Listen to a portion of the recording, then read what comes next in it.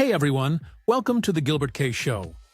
From classical ballet to center stage, and now the big screen, today's guest is the definition of artistic evolution.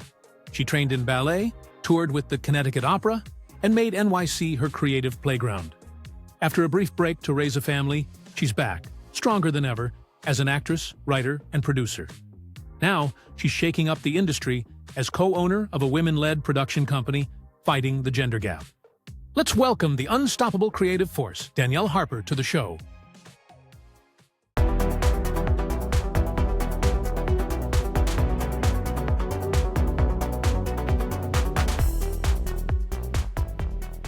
Hey Danielle, how are you today? I'm good. How are you? Very good. Before we dive in, let's take a moment to watch a clip from her work and what we're going to be watching or listening to. We will be seeing a clip from a film I was lucky enough to write and produce called We Three. It is a new film that's just coming out now. It's actually on the festival circuit as we speak, so it's kind of exciting that the world will get to see it. Excellent. Let's watch it and listen to it. Like I said before, he took something from all of us. He took the most precious thing from me. He took my power. He took my strength. He took my ability to help others. Well, how can you get that back? Little by little, step by step, I will rebuild. Okay, great. Could you start telling me a little bit about yourself and what sparked your interest in acting and producing? Sure. I actually started as a dancer. I was a classical ballet dancer. I was trained since the age of 3 and turned professional when I was about 14 and was lucky enough to find the stage bug a bit on the younger side. So I did music theater, and dance pretty much for my entire life. I ended up going to college as a performing arts major. And so there I was able to continue my studies as a dancer. As an actor, I studied a lot of different techniques while I was in college. And then when I graduated college, I had the opportunity to join a tour. So I joined the Connecticut Opera actually as their stage manager and their dance choreographer. And so I was lucky enough to go on tour for the East Coast and get the road experience that every Wow. music theater buff dreams of. And eventually when the tour was over, I decided New York was where I needed to be. And so I moved to New York and started kind of just diving into that world and did a number, was able to work and lucky enough to be on off-Broadway shows. I did a number of plays off-Broadway. And then over time, I just transitioned to film and television. I Wow. felt like I needed to change it up a little bit. And my love of creating stories and bringing them to life was able to be seen through the screen. Mhm. That's amazing. Wow. And what's one of your most memorable experience when you started out? Oh goodness. So I think one of the best moments in my life was when I realized that I had to do this. It wasn't really a Mhm. choice for me. It was a part of who I was. I Yeah. had that sort of epiphany a few times in my career. And one was, believe it or not, at the age of 10, I kind of told myself this is where I needed to be. I needed to be on stage. And then again, right before college, I actually got seriously hurt. And it Mhm. made me take a step back and look at what life was like if I couldn't be on stage anymore. And it kind of, once I found my way back to performing, after I Mhm. recovered and did a lot of therapy and stuff, that was another moment for me where I said, I don't really care how I'm doing like the creative world. I just need to be Yeah. in it. I need to be involved. I need to tell stories. And so thankfully in college, I was given the opportunity and blessed to have the support I had and got back on stage and continued my career, as a dancer and an actor. But I also got to, while I was healing, I got the Mhm. opportunity to learn how to produce. And I got the opportunity to learn how to produce stage production as well as film and television. Um, Wow. And so that kind of started the wheels turning in my head of, Yeah. how else can I do this? How much more can I do? And, how involved can I be on both sides, on and Mm. off the camera and on and off the stage. So those were two really special moments for me. And then the third time, probably in the same kind of, this was a part of me that I had to keep going, Mhm. was I decided about 6 years ago to take a break and have kids, and I thought I was done.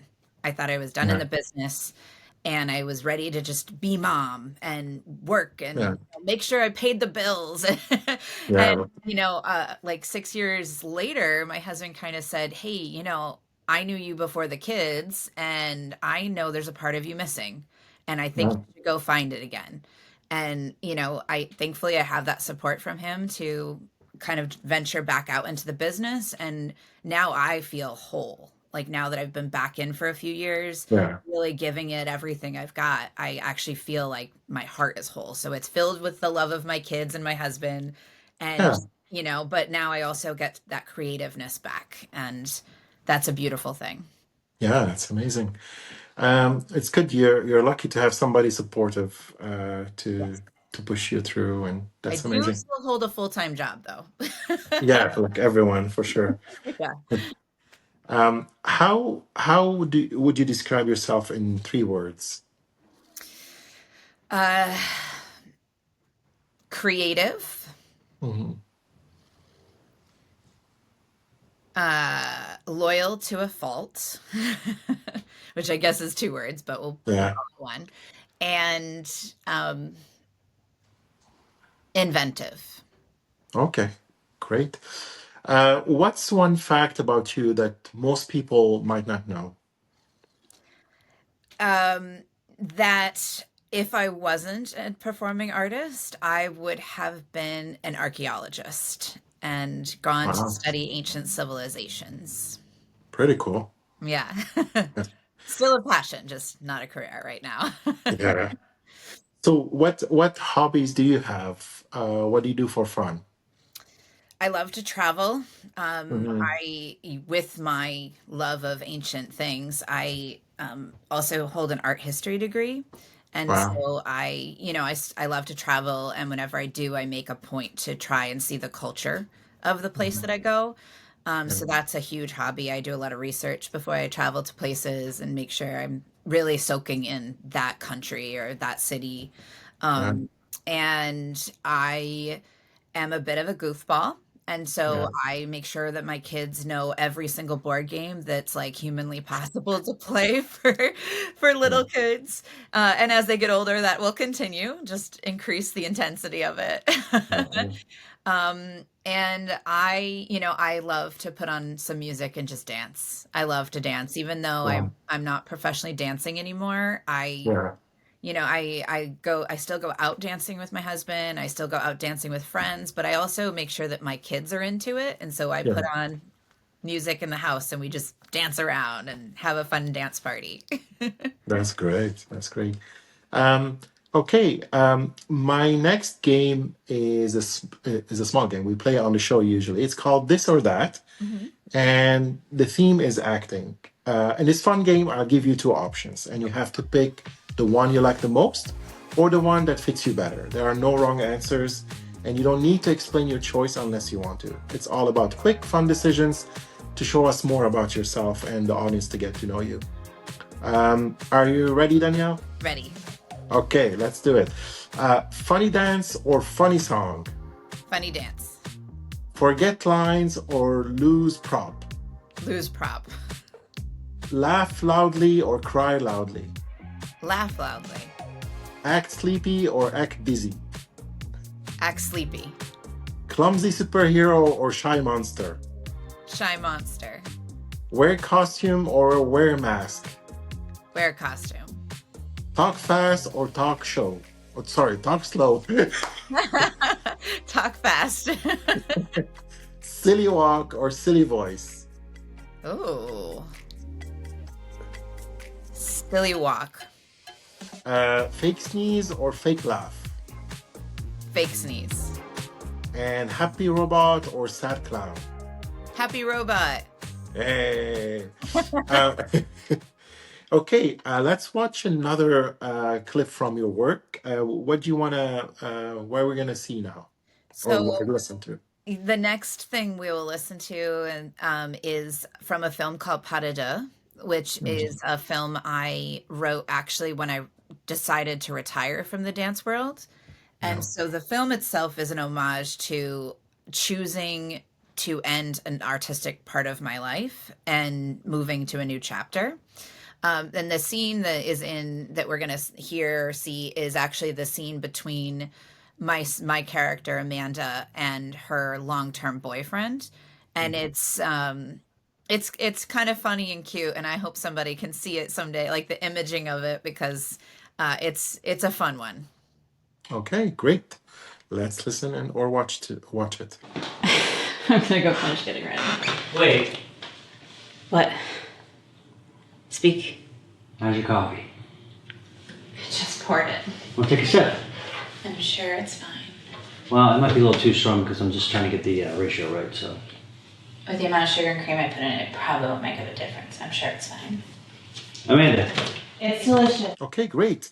Um, let's move on to the next segment. Can you tell me about the journey or inspiration behind any work or project that you've done? Sure. I mean, I've been blessed to be in a lot of different films, and so I would say that lately I've been trying to choose films to work on that show empowerment for an individual, whether especially women in particular. And so I think I'd want to bring that up about We Three, the film that we saw in the first clip. It's a story that I wrote, and it was centered around three women. Thus, why it's We Three. But the underlying story behind it is that together we can do a lot. Like women can stand together and be empowered to create something beautiful, or set your life back on track, whatever it might be. And I feel like with the with the way things are right now, it's Mhm. nice to feel camaraderie and support. And Yeah. sometimes it's through friends, sometimes it's through people you don't even know. And so that's kind of what this film is about. Mhm. And I think for me, that was one of those moments. That's great. And how did your experience or experiences shape your approach to acting? Hmm. It really depends. I was lucky to study both Method and Meisner as an actor, and so Mhm. I kind of merge those two a little bit. And so I think that I'm able to pull from life experiences to feel it a little deeper and use some of my method acting components, but still keeping it, safe to some by using Mhm. Meisner. So I would say that it is a mixture of things. Right. So how do you can you just explain a little bit for the audience what's Meisner? Sure. Meisner is a technique of acting, and it's a way to let things happen as they're happening. So you let the story be told as it's being told, and you don't like pre-plan, you don't dive deep into a character and make yourself like feel every single thing before you even show up. It's more Mhm. like an in the moment, you feel what's happening, you let what's happening happen to you on set as that character, so that it Yeah. comes across as real and genuine, which it is. The fact Yeah. is that both Method and Meisner, it's all real. It's just whether it's so deep within you that you've been thinking about it for weeks prepping, or you're allowing the scene Mhm. happen around you and you're allowing yourself to feel those things and react to those things as your character. Yeah. So it's nice. That's you nice. can you can walk away from your Yeah. work at the end of the day and get to be you again. Yeah. So how do you prepare for a role? Like if you get a script, how do you prepare for it? Uh, it depends on the project, to be honest. It depends on whether it's a really intense part or a part that's a little bit closer to home for me. If it's Mhm. closer to home, sometimes I don't have to think too much about it before I go on to set. I am a rehearsal person, and some Yeah. of that's just because I was a dancer, and my brain and my body are happier rehearsing. So usually for me, I just wrapped on a film that's called Hellbound Covenant, and it will be coming out before the end of the year. And that film is a very intense, emotional story that takes place in the 1970s, just after Vietnam. And so I was not alive during that period of time, especially as an adult. Yeah, And yeah, so for me, I had to do a little bit of research to be sure yeah, that I could pull off some of the sayings and that I could, embody that character, because the way people think now is different than during that time. hmm, So in that role, I did have to do some research and really start to dive into it. I listened to a lot of 1970s music, a lot of late 1960s music, because I find that for me, I can feel the energy of the time through the yeah, music. Um, and so that kind of helped me put myself into the headspace of what it was to be an adult woman in 1970. So roles like that, I think, take some more energy and some more time out of your hmm, day, and process, and like allowing you to prepare. And I did a number of rehearsals with my scene partners. But then once you get on set and you see everyone dressed as their person and you're in that space, it just makes it all more real and makes it become yeah, reality. It feels right. And so for me, that's kind of how I prepare for those roles that are not of the normal. yeah, But like I just filmed I was on set for a TV show last week, and I play an ADA. So yeah, I'm a lawyer, and we've all watched all of the episodics that are on TV now, and so you mhm, can pull from all of that pretty easily. And as long yeah, as you have your lines down and you have the demeanor of a female lawyer, then you kind of can rock it out. Yeah. yeah. Just a question. As a producer, if how do you work with a director? Do you have your own vision for a film, or you let the director? Is it collaboration, or what? How do you work with the director? So as a producer, it depends on which role as a producer I am. So Yeah. sometimes I'm a creative producer, which means I do work more directly Hmm. with the creative team that's going to be on set. And sometimes I actually will come to set so I can see what's happening. Yeah. But I respect the team that's there and what's happening. So I like to put my 2 cents in before we get to set, Hmm. because I think that it's important for all the actors and all of the crew to see, who's in charge, and make sure that they have the vision themselves. Yeah. And at the end of the day, as a producer, your job is to produce, Yeah. and it's not to direct. So I usually end up friends a lot of times with the directors, Yeah. because I want to be sure that what I'm expecting to see is seen, or at least heard, and if they can counter it, then that's wonderful. And maybe there's a collaboration, maybe there's a combination of what it's supposed to be, or what Yeah. the vision is, and their idea might be so much better than mine, because they know what it is to be the director on set. I've had the opportunity to direct one time in my life, Yeah. and actually twice, one micro short and one like longer film. And it is definitely a hefty job. Like Mhm. they have to see start to finish, but they also have to see the angles, and they have to they just see so much more than a creative producer does. Like in the That's creative true. producers' minds, they see like the film already done. And Yeah. and so I think keeping that in mind in that position and not overstepping is really important. Yeah. It's really a partnership. Yeah. Yeah. Great. Great answer. Um, what was one unexpected challenge you faced when getting started? Hmm. Getting auditions to start was kind of hard. Yeah. Um, and it still is, to be honest. Like it's not getting it's getting a little bit easier. But it is, I like I said, I transitioned from the stage. So I sort of Mhm. walked into the business knowing a lot, but not knowing everything there is to know about like the screen side of things.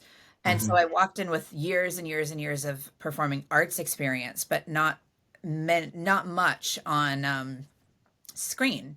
And so I actually decided that what I wanted to do was go and just see the real, like really all the ins and outs. And Yeah. I got a couple little bit parts in some student films. Thankfully, I was in New York, so I have some amazing Yeah. colleges there that, produce incredible films out of their school programs. So I got a lot of good footage by working on student projects so that I was able to build a reel, but I wanted to see like what it was to be in the big world of film and Mhm. television. So I actually went and did background work and on like the bigger shows that were filming in New York. And I was lucky enough to be on Blue Bloods like 6 or 7 times. Mhm. I was on I was on Madam Secretary a number of times. I ended up being part of core for The Following. So there was a Yeah. lot of shows I got to work on and meet really interesting people, but like not just the celebrities. Yes, they're great. Yeah. Yeah. Yeah. But I was able to meet like ADs and I was able Yeah. to You learn. ADs and I was able to meet wardrobe people and hair, like Yeah. all the people it takes to make it happen. Yeah. For me, that was more fascinating. I mean, I love being an actor. It's cool to meet a celebrity, but I was more fascinated by all the people it takes to make Hmm. a film. And, I actually learned how to gaff a little bit while I was on set one day, and it's incredible. The expertise that these people all have to make a film Yeah. at the level that it's at is unbelievable and the teamwork that it takes. So for me, that was a really in like inspirational moment for me. Mhm. And that just me being there and learning and caring about what they're doing Yeah. built so many amazing connections in this business. And years later I still get calls from some of them saying, "Hey, I'm on set and we need a day player, are you around?" um, Yeah. and so that's kind of created some interesting job opportunities for me. Hmm. And and sometimes it's, "Hey, I don't have anything, but I know somebody who does." And so Hmm. that's kind of how it is. The auditions are there, and I don't have representation at the moment. And back Hmm. when I transitioned, I didn't either. So I went from no representation for a while, then a little bit of representation that was freelance, got me some bits and bobs here and there. And Yeah. then I had great representation when I first came back into the business. And unfortunately, the strike happened, and a lot of really wonderful management and agents went out of the business. Business. Yeah. So I'm back to doing it myself, which is fine. But again, it's Yeah. like a constant cycle of who you know. And I think when I first started in this side of things, I didn't know enough people, and Yeah. that was a challenge. Yeah. Do you think stage acting helped prepare you to be on-screen actor A or 100%. Yeah. 100%? Yeah. I think every actor, whether you start on screen or start on stage, has to kind of do both to Yeah. really appreciate it. I know a lot of actors that have only done screen work and are starting to branch out to the stage, and they'll call and say, "Oh my gosh, what did I do?" Or and then there's friends of mine that are on stage and have never done film and television, and they'll call and say, "Is Yeah. this something I can do?" So I think that there's value on both sides. I think that they help each other out. Yeah. I don't generally have a problem memorizing lines because I did theater for so long. I have my techniques. Um, and so for me, that was something that I took from the stage to screen. Yeah. So what's the difference between, for the audience to know, what's the difference between stage acting and on-screen acting? Is it's like, because on the stage you have to make big gestures, make it bigger so people can see you, because on screen, if you do the same, probably it's too much. It will look like from the movies, from the like Charlie Chaplin and stuff, you know. So how do you tone it down in front of the screen? Is there something that you do, say, okay, I need to tone it down now, or how do you do that? I think that was definitely I mean, the difference is huge, right? Like Yeah, yeah, it's good because you can tell a story, you can embody a character, and memorize lines, all that. But when you're yeah, on stage, like you said, it's big gestures, big yeah. facial like movements, and I consider myself a dramatic person in general with my like body Mhm. language, my natural gestures. And so I'm very stage all the time. Yeah, But when I first transitioned, that was definitely a thing I had to pay attention to. I took a couple classes of yeah. in the city at the time. There were classes like for actors that were transitioning. Mhm. And very quickly I realized, this is not a go big or go home Yeah. situation, right? Like Yeah. and I told myself, and what made it click, I think for me was when you're on stage, you're in front of two, three, 400, 500, depending on what theater you're in, people Yeah. in your audience, right? And Yeah. they see you, you're right there, you're live action. And Yeah. then on screen, you're in front of one, two, or three, depending on Yeah. how big your, budget is and your set is, little screens, like little tiny Yeah. circles. And so if I tell myself that's my audience, Yeah. so it's three little circles versus 600 people in the balcony or whatever. So Yeah. I think for me, that's like my reminder, like tone it down or bring it down a notch Yeah. because it's Yeah. these little screens and they're going to pick up on every little eyelash that moves. Yeah. Yeah. Um, and so that is my reminder most of the time. But that's a good tip, actually. Yeah. Um, and how do you see evolving? How do you see acting evolving in the next few years? And like now we have AI. Are you worried about AI? Um, yeah, what do you think? I am worried about AI. I really believe, I mean, I understand it. I have a lot of friends that work with it in the business, actually, that create incredible pieces of art. I do think it's an art. I think it's a valuable art. I just think that it needs to be used in the right way. And I think Yeah. replacing people with it is a bad idea. Like that, Right. those are people's jobs, those are people's livelihood. I have friends that are full-time background actors and that is how they live. And I know in LA that they've created some sanctions and restrictions that you can't use AI to replace actors, which I think is great. Yeah.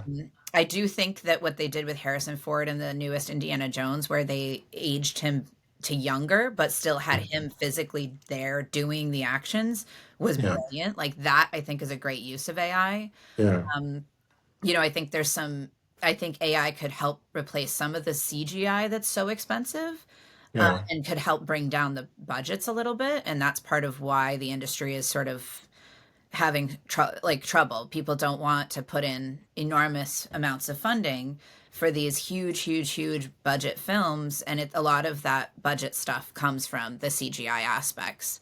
So I'm not saying to get rid of CGI because that by itself is a beautiful thing, but there's points in which it may be able to help it or aid it or bring down the cost, the overheads. Yeah. Um, I think that scanning actors' faces is super scary. And I think I do have faith that the SAG-AFTRA union will put some things in place to help protect those that are in the union. But I am afraid for all the non-union actors out there, that those kinds of things are not in place yet. And I don't know how they're going to get there, but I think they need to be. I think that the people that are using AI need to be respectful of actors and their wishes and their likeness. And I think that as technology evolves, it's really awesome, but it also needs to be kind of restricted to some degree. I see a lot of movie posters coming out that that have people's faces on them that I know they're not even a part of. So on Right. Facebook, you're going to see, a bunch of TV shows or movie posters that are coming out. And I'm like, oh, I actually know people on that project and those actors aren't even in it. And Oh that wow. part is stuff I don't like. Yeah. Yeah. Try to trick you to watch the film or check the poster. I okay. Um, Before we move on to the next segment, let's watch another trailer from your work. What are we gonna see or listen to? So we are going to see and listen to a clip from Waltz, which is a film Mhm. that I completed a few years back now. It was an action film. It is about a assassin couple that considers themselves basically dance partners, and that their fighting style translates directly to bachata.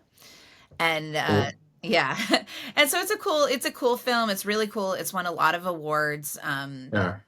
And I really enjoyed doing it. It was written by a wonderful writer that's based out of Philadelphia, and so the clips you're going to see are some of my fight scenes that I played one of the female assassins in it. And that's one of the things I did is I transitioned from being a dancer to a like fighter. Mhm. So this is a Very good cool. example of that. Excellent. So let's watch or listen to it. Yeah, they do remind me of us.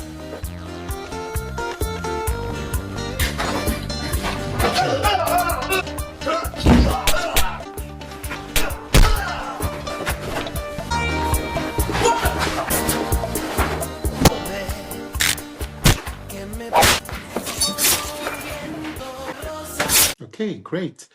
Um, what's one crucial piece of advice you would give someone interested in acting or producing?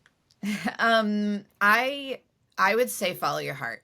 Um, One of the biggest things that I think people fall out of the business because of is they believe they can do it, their heart is telling them they can do it, and then they get the no. The no, the no, the no, the no. Mhm. Like I say this and I preach it to the choir all the time. I have gotten more no's than yeses. I've probably been rejected from projects um, more than 1,000 times for sure. I tell myself it's not, and I know casting directors and different people in the business on that side of the table, and they will support the thought process of it's not necessarily you.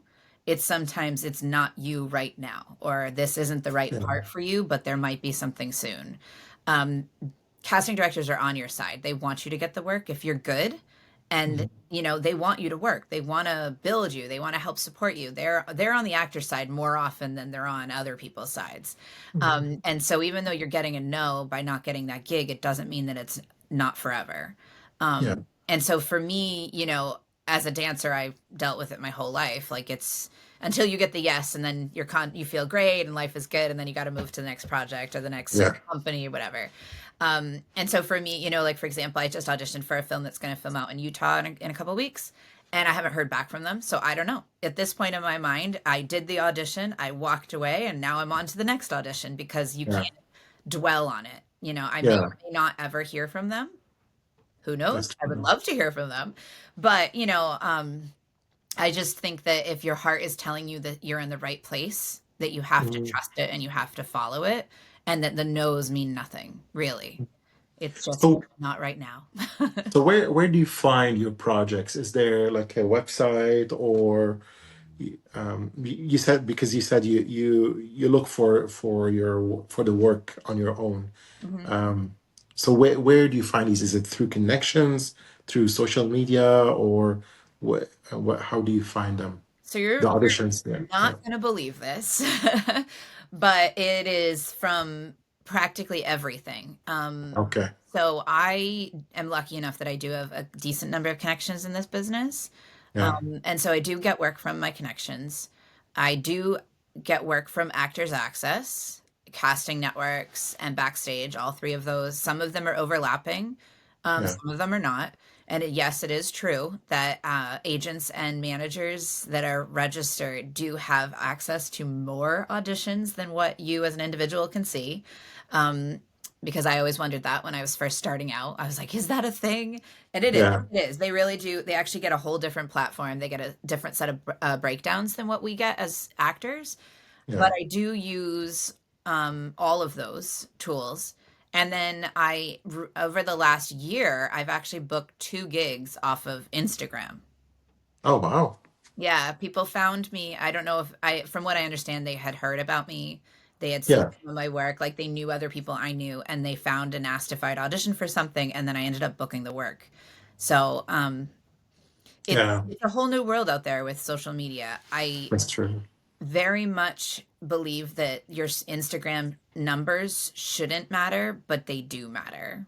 Yeah. I think it's silly that we're in that world that we are in, Yeah. Yeah. but unfortunately we are. And so there is a use for Instagram, and that's why I was saying, Yeah. like, believe it or not, I got work out of it, and it's some of the best work I've ever had, actually. Um, Um, so you kind of have to take it one step at a time, and I yeah. will also say there's a lot of scammers out there, so definitely do your Be homework, careful. do your Yeah, for homework. sure. That's one thing about an agent or a manager that's nice. They do that stuff for you. They know Yeah, what the signs are. They know what to look out for. yeah, that's great. That's amazing. Um, can you share a moment where you faced a significant obstacle and how you overcame it? In the business,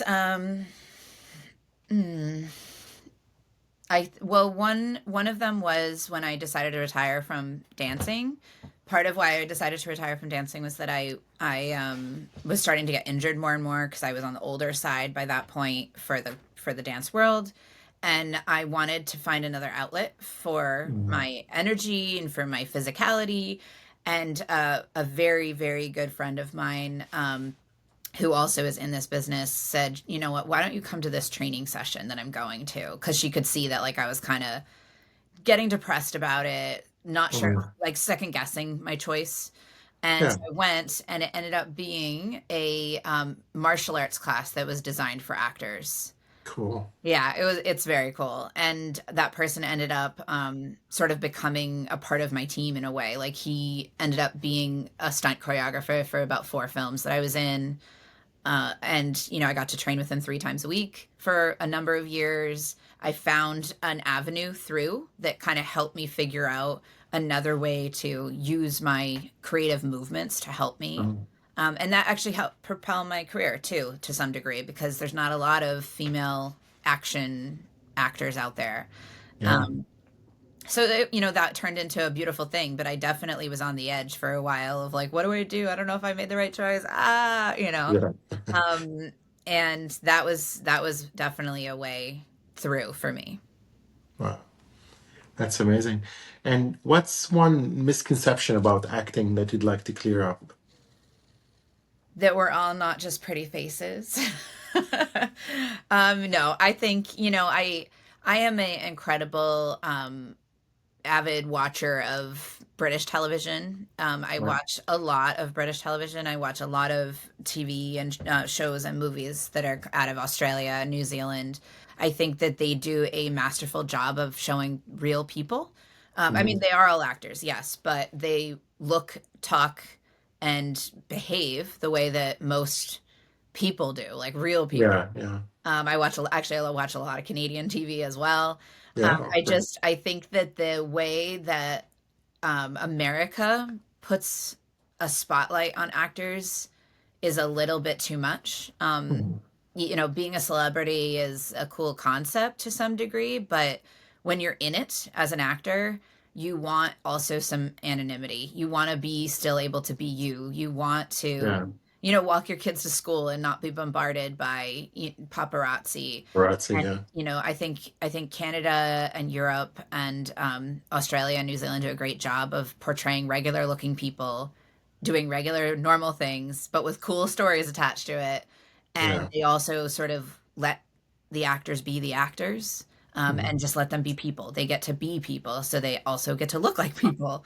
I yeah, think I mean, it's nice to look pretty and feel special for certain moments in time and to walk the red carpet. That's a beautiful thing. But then when that's over, you should be able to go home. And so yeah. I think that's one thing that is definitely a misconception of American celebrities, American actors, is Mhm. that, and that's part of why, I say we, but because I'm not that at all, but Yeah, um, that actors sort of disappear, or they sort of kind of, they're in paparazzi limelight for a while and then all of a sudden they're gone. And you're like, what happened to that person? yeah, They just went and lived their life, but they kind of have to run and hide to do it because America puts a spotlight on them in a totally different way.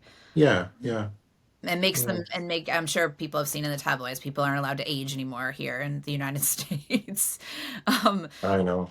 so I think that's the misconception, is that we don't all actors in America don't get to just stay like that and look pretty and be in beautiful dresses all the time. Like, we're regular people Yeah. too. Let us be regular. How do you stay motivated and inspired, especially during challenging times? I think that's sometimes where, for me, writing has gone into play. I recently started writing. I have some writing partners that are kind of all over the country, actually. And when I get frustrated or I get tired or I feel like I don't have any projects on the table coming up, I start writing. Hmm. And I say, you know what, like the world is so different, especially the independent film world. There is so much support out there. It's almost like an underground community. Yeah. And you can make amazing work. The We Three film that I mentioned earlier, that is a film that came from me being sort of frustrated and stuck. Yeah. And I happen to be the co-owner of a production company that's run by two other women. So there's three women. Mhm. It's not the story of We Three, but it was one of our Yeah. films that we produced, and I felt like we weren't moving as a production company, and I felt like I wasn't really moving as an actor, and so I just started writing, and I it helps me think, it helps me feel better. It also like helps my anxiety of being like, oh my gosh, I'm not successful, I'm not working anymore. Yeah. Um, and so, some beautiful stories can come out of that. And Yeah. I think for me, that's my outlet. That's what I do to stay motivated is say, Mm. okay, I'm going to write this. I'm going to push this. I'm going to produce this. And one of my partners in the company is an amazing, incredible screenwriter. And for her to kind of let go of the reins and let that film be produced by us, not being written by her, is huge. Yeah. Um, and so, we've got a film in the pipeline that she wrote, and she wrote it also kind of in a similar way where she was sort of frustrated with things, in this business and just needed to push through and find something. Hmm. And this film is going to be incredible when we get it. It's in our pipeline, it's in pre-production. So it's, I feel like as an actor, your brain, it works in mysterious ways. And Yeah. sometimes that's what you have to do is make your own work. It doesn't have to be a That's big true. budget. And sometimes you just call your friends and say, "Hey, come on over. Let's make a movie." And you're going to feel Yeah. so good after. That's true. Yeah, because you feel you're in control, and you can still practice and make film and do stuff. Like, you don't have to wait for people to give you a project. Mhm. Yeah, that's amazing. So let's watch a final clip from your work. Watch or listen to. So what are we gonna listen or watch? So here we're going to see and listen to a scene that actually is from Power. Hmm.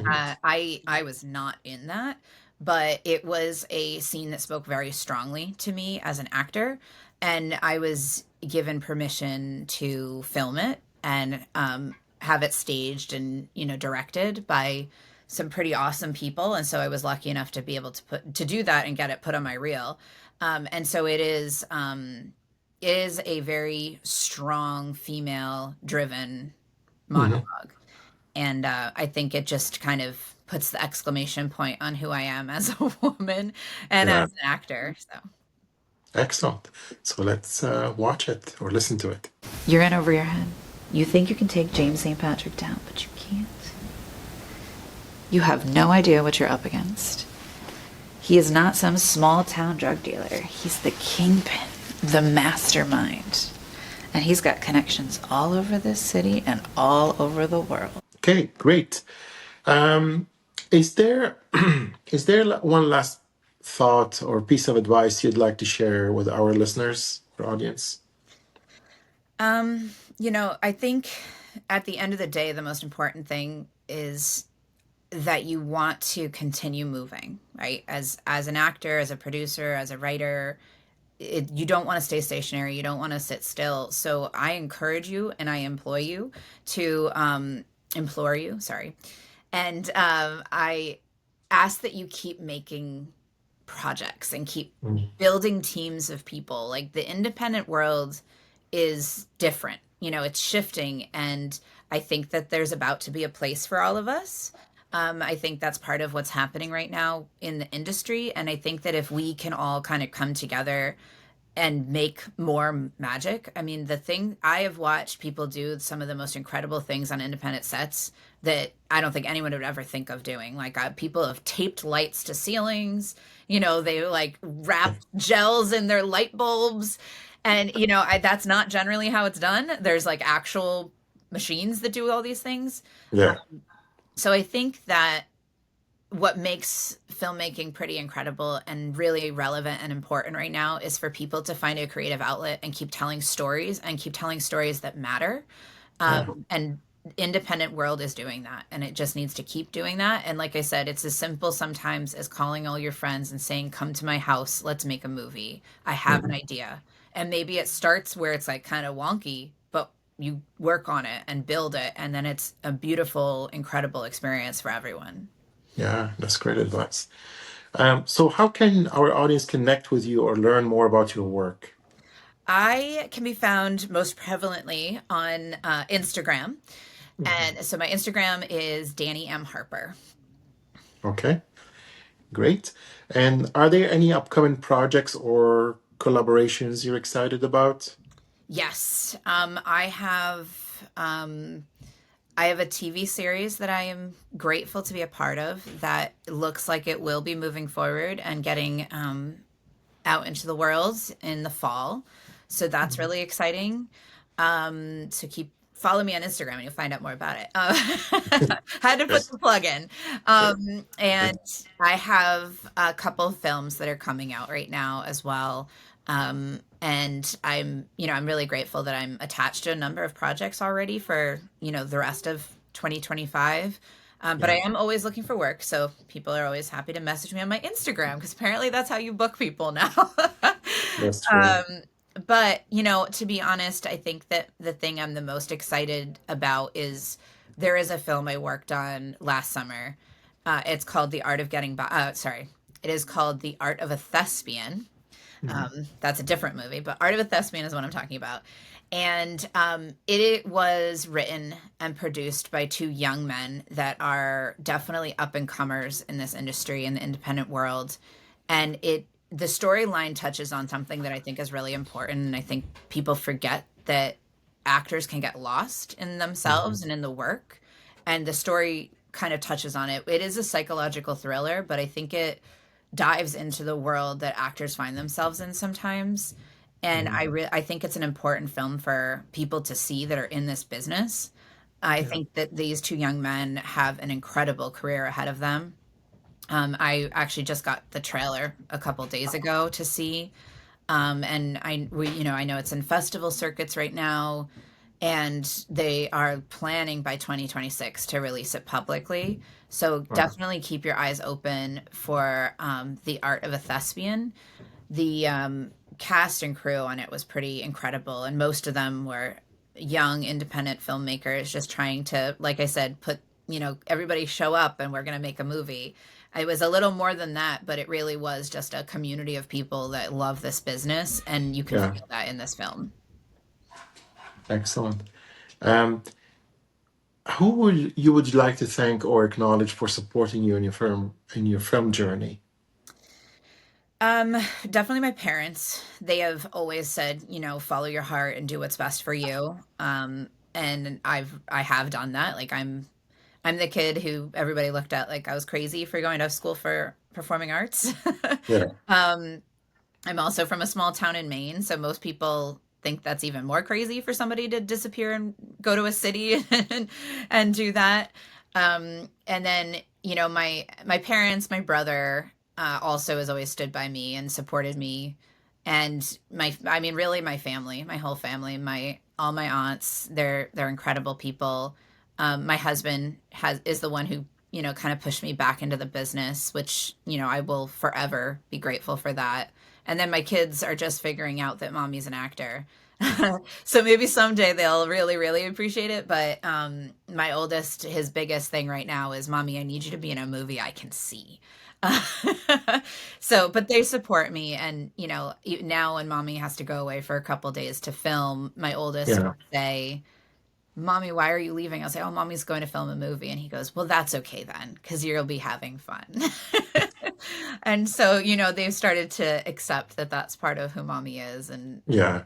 so I think family, and, I've got a number of very good, close friends that have Mhm. been there through thick and thin. Even when I wasn't in the business anymore, when I took my break, they were supporting all of my weird, crazy energy of trying to figure out what to do.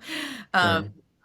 So, I'm sure people see all the time, people say it's better to have that really good close group of friends than be friends with the world. And that's definitely how I feel. I've got my handful of my close knit people and then my family, and I'm friends with everybody else, but that's my like circle of Yeah, power and strength. And they're the reason that I'm still in this business and pushing as hard as I am. that's amazing. Yeah, so Danielle, we're getting to the end of the show. That's all, folks. Danielle Harper, everyone. Thank you, Danielle, for being on the show. Thank you so much.